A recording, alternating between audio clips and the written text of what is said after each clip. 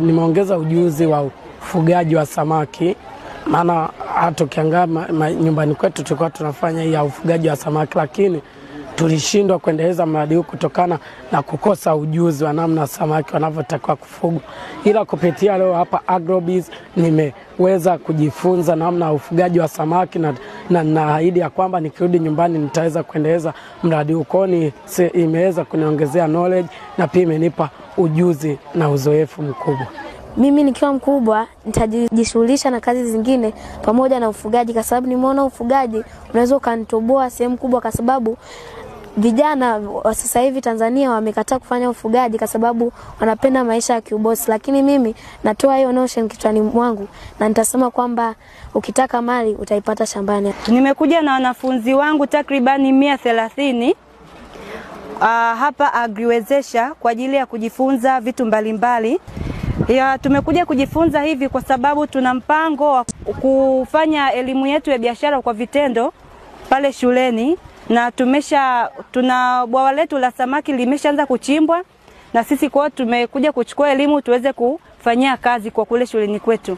Lakini pia tuna mpango wa kufuga kuku na tayari mabanda yapo. Sisi kama Agriwezesha tunayo programu ambayo tunafundisha vijana ambayo inaitwa Agribiz program kwa ajili ya kutoa elimu ya kilimo kwa vijana kwa vitendo, ambako tunafundisha mambo mbalimbali. Tunafundisha ufugaji wa samaki, ufugaji wa kuku, kilimo cha mboga, lakini pia kuweza maandalizi au uzalishaji wa miche ya miti mbalimbali. Tumeona kwamba katika kilimo iko fursa kubwa ambayo vijana wakiamua kutumia wataweza kujiajiri, lakini pia fursa hii bado haijatumika sana na vijana. Kwa hiyo sisi kama Agriwezesha tumeanzisha hii program kwa malengo kabisa ya kuweza kwanza kuwahamasisha vijana waweze kuangalia fursa ambayo iko katika sekta ya kilimo.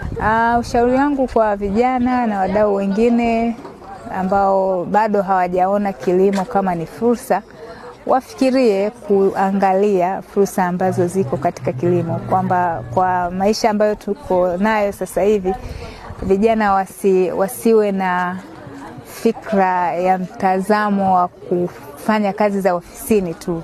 Hata kwenye kilimo tunaweza tukatengeneza ajira, na ni ajira nzuri kabisa. Tunaweza tukatengeneza kipato ambacho kikaweza kutusaidia sisi pamoja na familia zetu, lakini pia kuweza kusaidia vijana wengine, lakini jamii nzima pia.